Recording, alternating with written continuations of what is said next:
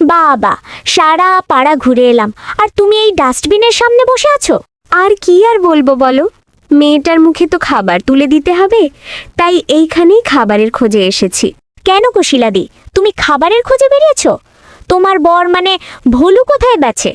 দুঃখের কথা আর কি বলবো গো দিদি, কাল রাতে কিছু দুষ্টু ছেলে আমার বরের পায়ে এমন মার দিয়েছে, তার পায়ে খুব লেগেছে, তাই সে এখন বিশ্রাম নিচ্ছে। আচ্ছা বলো দিদি, আমরা বিড়াল বলে কি আমাদের প্রাণ নেই? সবই বুঝি গো, কি আর বলবো।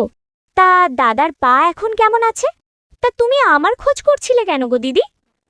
কালই সুবর্ণপল্লীতে একটা অনুষ্ঠান ছিল, ওরা তো খুব বড় লোক, তাও অনেক খাবার ফেলে দিয়েছিল। সেখানে খেতে গিয়ে ওই টিটু বিড়ালের সাথে দেখা হলো। ওই টিটু না তোমার মেয়েকে একদিন রাস্তায় অন্য বিড়ালের সাথে ঝগড়া করতে দেখেছিল। সেই থেকেই তোমার মেয়েকে খুব পছন্দ করেছে, তাই আমাকে বলছিল তোমার সাথে কথা বলতে। তা তোমার মেয়েটার তো মেঘে মেঘে বয়স কম হলো না, বেশ নাদুস নুদুসও হয়েছে। আর কতদিন রাস্তায় ফেলে রাখবে? দিনকাল কিন্তু একদম ভালো না।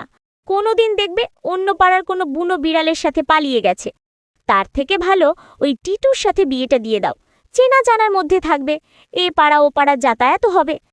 আর টিটু খুব ঘাটতে পারে, তোমার মেয়ে খেয়ে পড়ে খুব ভালো থাকবে। ওদের পরিবারেও তেমন কেউ নেই, ছোট পরিবার। তোমার মেয়ে একেবারে রাজরানীর মতো থাকবে। ওই পাড়ায় মদের দোকানের নিচে যে ঘরটা আছে, ওখানে সে থাকার বন্দোবস্ত করছে।